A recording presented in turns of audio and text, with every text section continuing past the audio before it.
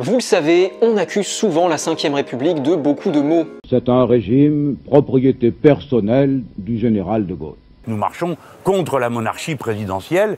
Le problème de la monarchie républicaine dont on... Le régime actuel, c'est celui d'un homme seul. Mais au final, il y a assez peu de gens qui prennent le temps d'expliquer ce que c'est que la Ve République. Bah c'est facile, c'est juste que c'est le 5e régime politique à s'être appelé officiellement République française. Genre après la révolution de 1780, je sais pas quoi là, on a fondé la République, qui est devenue du coup la première République, puis ensuite on est revenu à la monarchie, puis la monarchie est à nouveau tombée, donc on a refait une République, du coup ça s'est appelé la Deuxième République, puis la Deuxième République est tombée et on a fondé un autre régime qui s'appelait le Second Empire, du coup quand le Second Empire est tombé, on a encore fait une République, du coup bah, c'était la Troisième République, et ainsi de suite jusqu'à la 5e. En fait la République prend un level à chaque fois qu'on la détruit et qu'elle renaît quoi.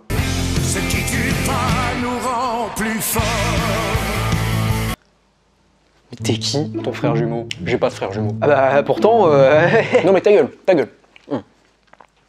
D'un point de vue chronologique, la 5e République, c'est tout simplement le 5e régime à avoir porté le nom de République française. En effet, il a existé 4 autres républiques françaises avant elle. La 5e République, c'est donc le régime politique actuel de la France. Elle a été fondée en 1958 par le général de Gaulle. On peut sauter sur sa chaise comme un cabri en disant l'Europe, l'Europe, l'Europe. Et l'une des caractéristiques de ce régime, c'est qu'il donne un pouvoir immense au président de la République, c'est-à-dire au pouvoir exécutif. Et il y a 2 raisons à cela. La première, c'est que ça correspondait à la vision du pouvoir qu'avait le général de Gaulle. Ça, on va y revenir dans un petit instant. Et la deuxième, c'est que la 5e République est née en réaction à l'échec total qu'a été le régime précédent, c'est-à-dire la 4e République, qui a existé de 1946 à 1958. En effet, sous la 4e République, on avait exactement l'inverse, c'est-à-dire un parlement, un pouvoir législatif surpuissant qui bloquait totalement le fonctionnement de l'État. L'exécutif, c'est-à-dire le gouvernement, était totalement impuissant face à lui. D'ailleurs, la 4e République, c'est un régime qui n'a pas de visage. Si je vous demande de penser à un grand dirigeant emblématique de la 4e République, vous n'avez probablement personne qui vous vienne en tête. Bah si, il y en a un qui est connu, c'est notre Raïs à nous, c'est monsieur René Coty. J'ai dit ta gueule.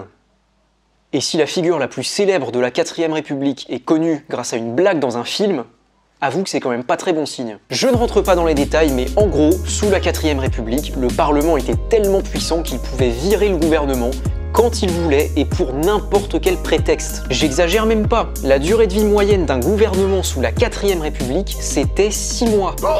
Et c'est une moyenne. Certains gouvernements ont duré littéralement 2 jours.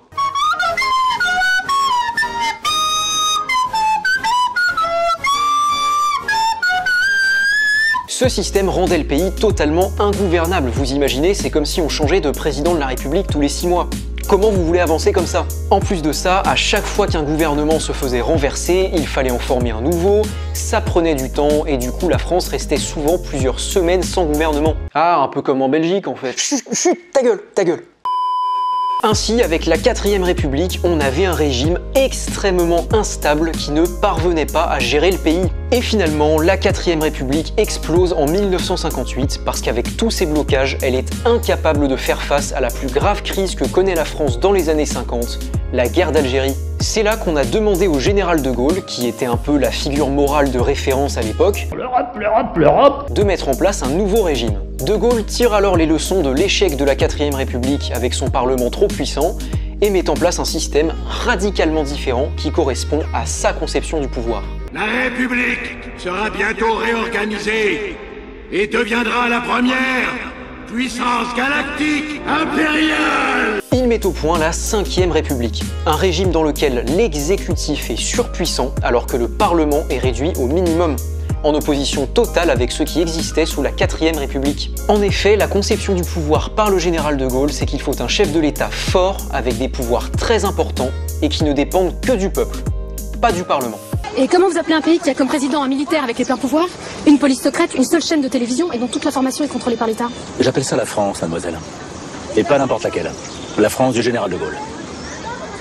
Mais du coup, on accuse souvent la 5e République de confier trop de pouvoir à l'exécutif et de ne pas prévoir suffisamment de moyens pour les autres pouvoirs de le bloquer. Et ça, c'est en contradiction avec le principe de la séparation des pouvoirs.